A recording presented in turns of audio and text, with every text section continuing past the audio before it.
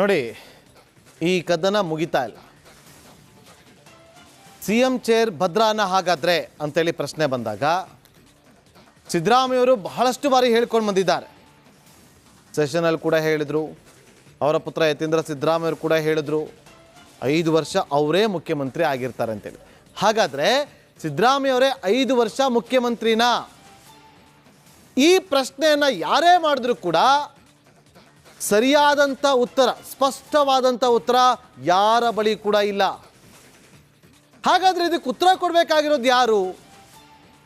ಸಿದ್ದರಾಮಯ್ಯವರು ಕೊಡಬೇಕು, DK ಶಿವಕುಮಾರ್ ಅವರು ಕೊಡಬೇಕು, ಮಲ್ಲಿಕಾರ್ಜುನ್ ಖರ್ಗೆ ಅವರು ಕೊಡಬೇಕು, ರಾಹುಲ್ ಗಾಂಧಿ ಅವರು ಕೊಡಬೇಕು, ಅಥವಾ ಸೋನಿಯಾ ಗಾಂಧಿ ಅವರು ಕೊಡಬೇಕು.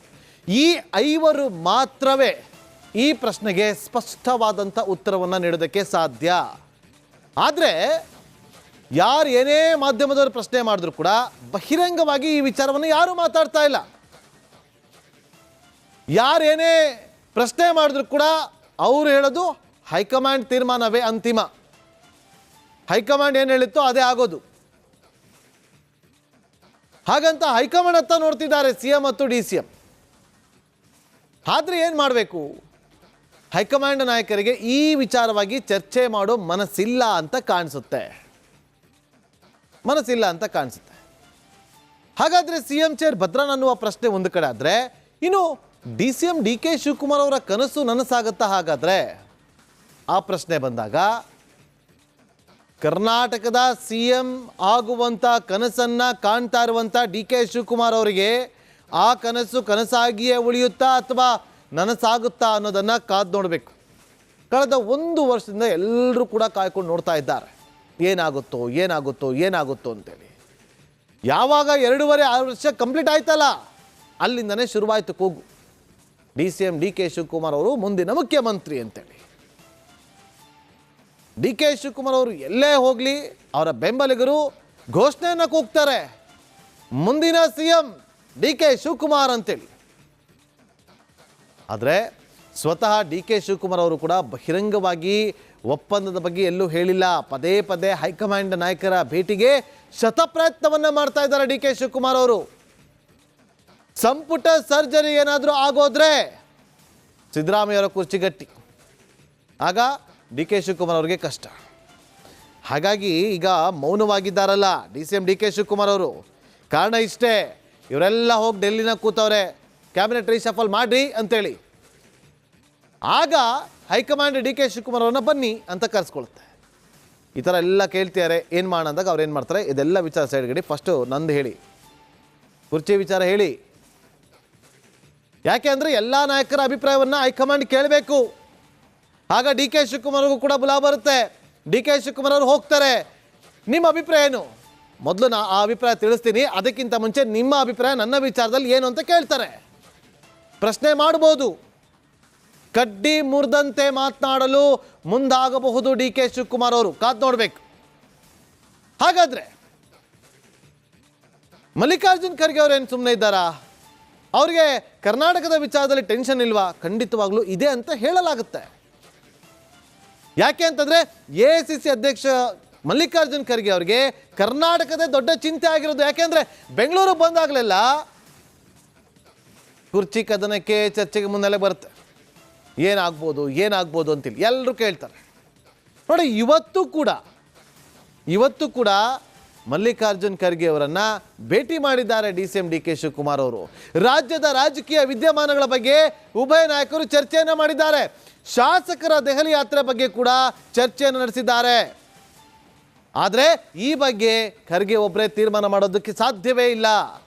ಸಿದ್ದರಾಮಯ್ಯ ಪರ ಇದ್ದಾರಾ, ರಾಹುಲ್ ಗಾಂಧಿ ಅವರು, ವೇಣುಗೋಪಾಲ್ ಅವರು ಅನ್ನುವ ಪ್ರಶ್ನೆ ಒಂದು ಕಡೆ ಆದರೆ, DK ಶಿವಕುಮಾರ್ ಅವ್ರ ಪರ ಇದ್ದಾರಾ ಸೋನಿಯಾ ಗಾಂಧಿ ಅವರು ಮತ್ತು ಸುರ್ಜೇವಾಲಾ ಅನ್ನುವ ಪ್ರಶ್ನೆ ಇನ್ನೊಂದು ಕಡೆ ಆಗುತ್ತೆ.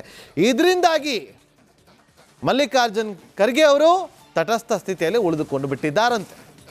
ಹಾಗಾದರೆ ಮಲ್ಲಿಕಾರ್ಜುನ್ ಖರ್ಗೆ ಅವರ ಟೆನ್ಷನ್ ಇದಾದರೆ ರಾಹುಲ್ ಅವರ ಆಸೆ ಫಲಿಸಲ್ವಾ?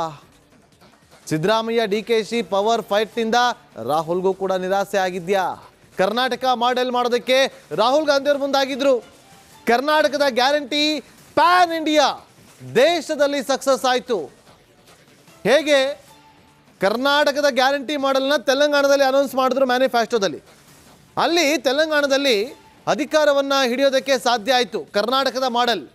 ಆದರೆ ಬಿಜೆಪಿಗೆ ಅಸ್ತ್ರವಾದಂಥ CM ಮತ್ತು DCM ನಡುವಿನ ಕುರ್ಚಿ ಕಿತ್ತಾಟ. ಈಗ ಈ ಗ್ಯಾರಂಟಿ ಮಾಡೆಲನ್ನು ಬಿಜೆಪಿಯವರು ಕೂಡ ಇಂಪ್ಲಿಮೆಂಟ್ ಮಾಡಿಕೊಂಡ್ರು, ಮಧ್ಯಪ್ರದೇಶದಲ್ಲಿ ಇಂಪ್ಲಿಮೆಂಟ್ ಮಾಡಿಕೊಂಡ್ರು, ಬೇರೆ ಬೇರೆ ರಾಜ್ಯದ ಚುನಾವಣೆಯಲ್ಲಿ, ಈಗ ನಡೀತಾ ಇರುವಂಥ ಪಂಚರಾಜ್ಯಗಳ ಚುನಾವಣೆಯಲ್ಲೂ ಕೂಡ ಈ ಗ್ಯಾರಂಟಿ ಅನ್ನೋದನ್ನು ಇಂಪ್ಲಿಮೆಂಟ್ ಮಾಡ್ಕೊಂಡಿದ್ದಾರೆ ಎಲ್ಲರೂ. ಇದೊಂದು ರೀತಿಯಲ್ಲಿ ಪಾಸಿಟಿವ್ ಕಾಂಗ್ರೆಸ್ಗೆ. ಆದರೆ ಆ ಪಾಸಿಟಿವ್ಗಿಂತ ನೆಗೆಟಿವೇ ಜಾಸ್ತಿ ಆಗ್ತದೆ. ಈಗ ಒಂದು ತಕ್ಕಡಿಯಲ್ಲಿ ಪಾಸಿಟಿವ್ ಮತ್ತು ನೆಗೆಟಿವ್ ಅಂತ ಹಾಕಿದಾಗ ಇಲ್ಲಿ ಪಾಸಿಟಿವ್ ಏನು ಕರ್ನಾಟಕದ ಮಾಡೆಲ್, ನೆಗೆಟಿವ್ ಏನು ಕರ್ನಾಟಕದ ಕಾಂಗ್ರೆಸ್ ಪರದಲ್ಲಿ ಆಗ್ತಾ ಇರುವಂಥ ಕುರ್ಚಿ ಕದನ, ಇದೆರಡು ಹಾಕಿ ತೂಗಿದಾಗ ಇದೇ ನೆಗೆಟಿವೇ ಜಾಸ್ತಿ ಆಗೋದು. ಇದೇ ಕಾರಣಕ್ಕೋಸ್ಕರ ರಾಹುಲ್ ಗಾಂಧಿಗೆ ನಿರಾಸೆ ಆಯ್ತಾ ಅನ್ನೋ ಚರ್ಚೆ ಕೂಡ ಶುರುವಾಗ್ತಾ ಇದೆ. ನೋಡಿ, ಈ ಕದನ ಮುಗಿತಾ ಇಲ್ಲ. CM ಚೇರ್ ಭದ್ರಾನ ಹಾಗಾದ್ರೆ ಅಂತೇಳಿ ಪ್ರಶ್ನೆ ಬಂದಾಗ ಸಿದ್ದರಾಮಯ್ಯವರು ಬಹಳಷ್ಟು ಬಾರಿ ಹೇಳ್ಕೊಂಡು ಬಂದಿದ್ದಾರೆ. ಸೆಷನಲ್ಲಿ ಕೂಡ ಹೇಳಿದರು, ಅವರ ಪುತ್ರ ಯತೀಂದ್ರ ಸಿದ್ದರಾಮಯ್ಯವರು ಕೂಡ ಹೇಳಿದರು 5 ವರ್ಷ ಅವರೇ ಮುಖ್ಯಮಂತ್ರಿ ಆಗಿರ್ತಾರೆ ಅಂತೇಳಿ. ಹಾಗಾದರೆ ಸಿದ್ದರಾಮಯ್ಯವರೇ 5 ವರ್ಷ ಮುಖ್ಯಮಂತ್ರಿನಾ? ಈ ಪ್ರಶ್ನೆಯನ್ನು ಯಾರೇ ಮಾಡಿದ್ರೂ ಕೂಡ ಸರಿಯಾದಂಥ ಉತ್ತರ, ಸ್ಪಷ್ಟವಾದಂಥ ಉತ್ತರ ಯಾರ ಬಳಿ ಕೂಡ ಇಲ್ಲ. ಹಾಗಾದರೆ ಇದಕ್ಕೆ ಉತ್ತರ ಕೊಡಬೇಕಾಗಿರೋದು ಯಾರು? ಸಿದ್ದರಾಮಯ್ಯವರು ಕೊಡಬೇಕು, DK ಶಿವಕುಮಾರ್ ಅವರು ಕೊಡಬೇಕು, ಮಲ್ಲಿಕಾರ್ಜುನ್ ಖರ್ಗೆ ಅವರು ಕೊಡಬೇಕು, ರಾಹುಲ್ ಗಾಂಧಿ ಅವರು ಕೊಡಬೇಕು, ಅಥವಾ ಸೋನಿಯಾ ಗಾಂಧಿ ಅವರು ಕೊಡಬೇಕು. ಈ 5 ಮಾತ್ರವೇ ಈ ಪ್ರಶ್ನೆಗೆ ಸ್ಪಷ್ಟವಾದಂಥ ಉತ್ತರವನ್ನು ನೀಡೋದಕ್ಕೆ ಸಾಧ್ಯ. ಆದರೆ ಯಾರು ಏನೇ ಮಾಧ್ಯಮದವರು ಪ್ರಶ್ನೆ ಮಾಡಿದ್ರು ಕೂಡ ಬಹಿರಂಗವಾಗಿ ಈ ವಿಚಾರವನ್ನು ಯಾರೂ ಮಾತಾಡ್ತಾ ಇಲ್ಲ. ಯಾರೇನೇ ಪ್ರಶ್ನೆ ಮಾಡಿದ್ರು ಕೂಡ ಅವರು ಹೇಳೋದು ಹೈಕಮಾಂಡ್ ತೀರ್ಮಾನವೇ ಅಂತಿಮ, ಹೈಕಮಾಂಡ್ ಏನು ಹೇಳಿತ್ತೋ ಅದೇ ಆಗೋದು. ಹಾಗಂತ ಹೈಕಮಾಂಡ್ ಹತ್ತ ನೋಡ್ತಿದ್ದಾರೆ CM ಮತ್ತು DCM. ಆದರೆ ಏನು ಮಾಡಬೇಕು? ಹೈಕಮಾಂಡ್ ನಾಯಕರಿಗೆ ಈ ವಿಚಾರವಾಗಿ ಚರ್ಚೆ ಮಾಡೋ ಮನಸ್ಸಿಲ್ಲ ಅಂತ ಕಾಣಿಸುತ್ತೆ. ಹಾಗಾದರೆ CM ಚೇರ್ ಭದ್ರನ್ ಅನ್ನುವ ಪ್ರಶ್ನೆ ಒಂದು ಕಡೆ ಆದರೆ, ಇನ್ನು DCM DK ಶಿವಕುಮಾರ್ ಅವರ ಕನಸು ನನಸಾಗುತ್ತಾ? ಹಾಗಾದರೆ ಆ ಪ್ರಶ್ನೆ ಬಂದಾಗ ಕರ್ನಾಟಕದ CM ಆಗುವಂಥ ಕನಸನ್ನು ಕಾಣ್ತಾ ಇರುವಂಥ DK ಶಿವಕುಮಾರ್ ಅವರಿಗೆ ಆ ಕನಸು ಕನಸಾಗಿಯೇ ಉಳಿಯುತ್ತಾ ಅಥವಾ ನನಸಾಗುತ್ತಾ ಅನ್ನೋದನ್ನು ಕಾದು ನೋಡಬೇಕು. ಕಳೆದ 1 ವರ್ಷದಿಂದ ಎಲ್ಲರೂ ಕೂಡ ಕಾಯ್ಕೊಂಡು ನೋಡ್ತಾ ಇದ್ದಾರೆ, ಏನಾಗುತ್ತೋ ಅಂತೇಳಿ. ಯಾವಾಗ 2.5 ವರ್ಷ ಕಂಪ್ಲೀಟ್ ಆಯ್ತಲ್ಲ, ಅಲ್ಲಿಂದನೇ ಶುರುವಾಯಿತು ಕೂಗು, DCM DK ಶಿವಕುಮಾರ್ ಅವರು ಮುಂದಿನ ಮುಖ್ಯಮಂತ್ರಿ ಅಂತೇಳಿ. DK ಶಿವಕುಮಾರ್ ಅವರು ಎಲ್ಲೇ ಹೋಗಲಿ ಅವರ ಬೆಂಬಲಿಗರು ಘೋಷಣೆಯನ್ನು ಕೂಗ್ತಾರೆ, ಮುಂದಿನ CM DK ಶಿವಕುಮಾರ್ ಅಂತೇಳಿ.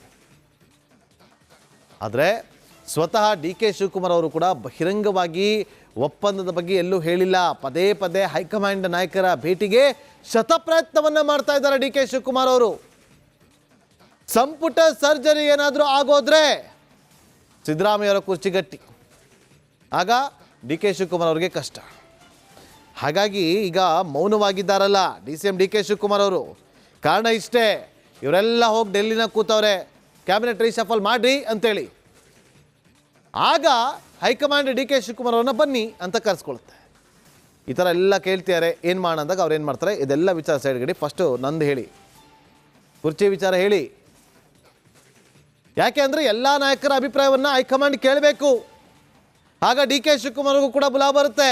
DK ಶಿವಕುಮಾರ್ ಅವರು ಹೋಗ್ತಾರೆ, ನಿಮ್ಮ ಅಭಿಪ್ರಾಯ ಏನು? ಮೊದಲು ನಾ ಆ ಅಭಿಪ್ರಾಯ ತಿಳಿಸ್ತೀನಿ, ಅದಕ್ಕಿಂತ ಮುಂಚೆ ನಿಮ್ಮ ಅಭಿಪ್ರಾಯ ನನ್ನ ವಿಚಾರದಲ್ಲಿ ಏನು ಅಂತ ಕೇಳ್ತಾರೆ. ಪ್ರಶ್ನೆ ಮಾಡ್ಬೋದು. ಕಡ್ಡಿ ಮುರಿದಂತೆ ಮಾತನಾಡಲು ಮುಂದಾಗಬಹುದು DK ಶಿವಕುಮಾರ್ ಅವರು, ಕಾದು ನೋಡಬೇಕು. ಹಾಗಾದರೆ ಮಲ್ಲಿಕಾರ್ಜುನ್ ಖರ್ಗೆ ಅವರು ಏನು ಸುಮ್ಮನೆ ಇದ್ದಾರಾ? ಅವರಿಗೆ ಕರ್ನಾಟಕದ ವಿಚಾರದಲ್ಲಿ ಟೆನ್ಷನ್ ಇಲ್ವಾ? ಖಂಡಿತವಾಗ್ಲೂ ಇದೆ ಅಂತ ಹೇಳಲಾಗುತ್ತೆ. ಯಾಕೆ ಅಂತಂದರೆ AICC ಅಧ್ಯಕ್ಷ ಮಲ್ಲಿಕಾರ್ಜುನ್ ಖರ್ಗೆ ಅವರಿಗೆ ಕರ್ನಾಟಕದ ದೊಡ್ಡ ಚಿಂತೆ ಆಗಿರೋದು. ಯಾಕೆಂದರೆ ಬೆಂಗಳೂರಿಗೆ ಬಂದಾಗಲೆಲ್ಲ ಕುರ್ಚಿ ಕದನಕ್ಕೆ ಚರ್ಚೆಗೆ ಮುನ್ನೆಲೆ ಬರುತ್ತೆ, ಏನಾಗ್ಬೋದು ಅಂತೇಳಿ ಎಲ್ಲರೂ ಕೇಳ್ತಾರೆ.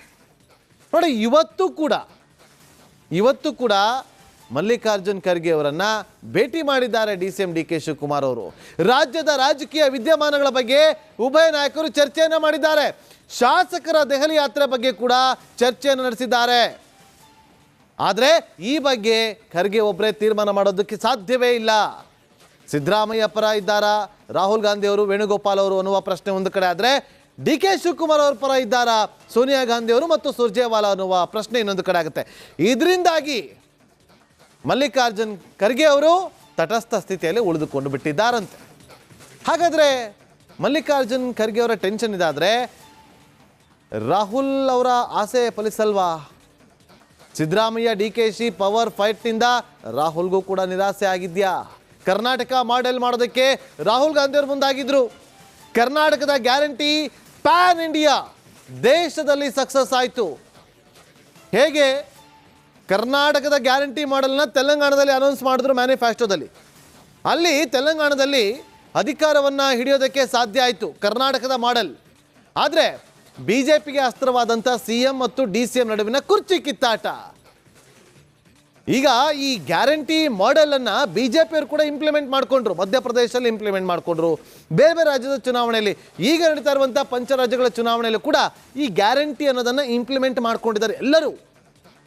ಇದೊಂದು ರೀತಿಯಲ್ಲಿ ಪಾಸಿಟಿವ್ ಕಾಂಗ್ರೆಸ್ಗೆ. ಆದರೆ ಆ ಪಾಸಿಟಿವ್ಗಿಂತ ನೆಗೆಟಿವೇ ಜಾಸ್ತಿ ಆಗ್ತಾ ಇದೆ. ಈಗ ಒಂದು ತಕ್ಕಡಿಯಲ್ಲಿ ಪಾಸಿಟಿವ್ ಮತ್ತು ನೆಗೆಟಿವ್ ಅಂತ ಹಾಕಿದಾಗ ಇಲ್ಲಿ ಪಾಸಿಟಿವ್ ಏನು ಕರ್ನಾಟಕದ ಮಾಡೆಲ್, ನೆಗೆಟಿವ್ ಏನು ಕರ್ನಾಟಕದ ಕಾಂಗ್ರೆಸ್ ಪರದಲ್ಲಿ ಆಗ್ತಾ ಇರುವಂಥ ಕುರ್ಚಿ ಕದನ.